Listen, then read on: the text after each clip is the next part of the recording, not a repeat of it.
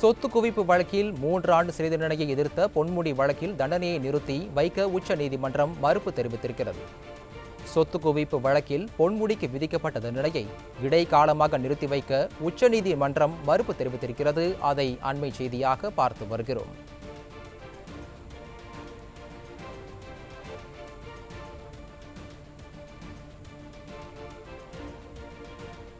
இது பற்றிய கூடுதல் விவரங்களோடு இணைகிறார் எமது செய்தியாளர் கோபாலகிருஷ்ணன்.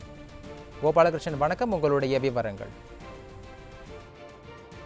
வணக்கம். அதாவது திமுக ஆட்சியில் வருமானத்துக்கு அதிகமாக சொத்து குவித்ததாக தற்போதைய உயர்கல்வித்துறை அமைச்சராக இருந்த பொன்முடி மீது நடைபெற்ற விசாரணை அவர் குற்றவாளி என சென்னை உயர்நீதிமன்றம் தீர்ப்பளித்திருந்ததை அடுத்து அவர் உச்சநீதிமன்றத்தில் மேல்முறையீடு செய்திருந்தார்.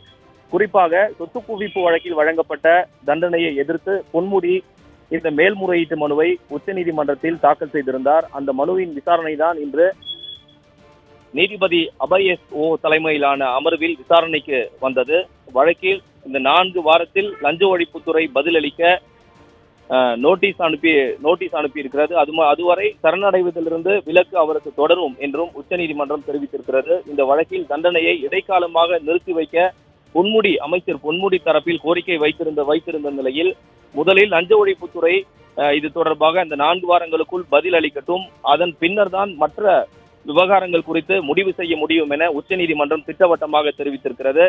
தற்போது தண்டனையை இடைக்காலமாக நிறுத்தி வைக்க நீதிபதிகள் மறுத்திருக்கிறார்கள். ஏற்கனவே சொத்து குவிப்பு வழக்கில் உயர்நீதிமன்றம் பொன்முடி மற்றும் அவரது மனைவி ஆகிய இருவருக்கும் தண்டனை விதித்திருந்தது. அந்த தண்டனையை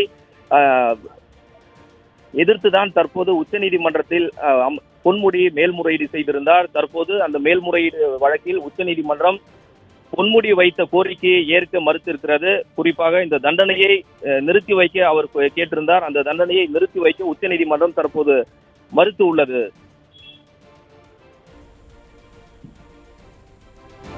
விவரங்களை வழங்கியதற்கு நன்றி கோபாலகிருஷ்ணன்.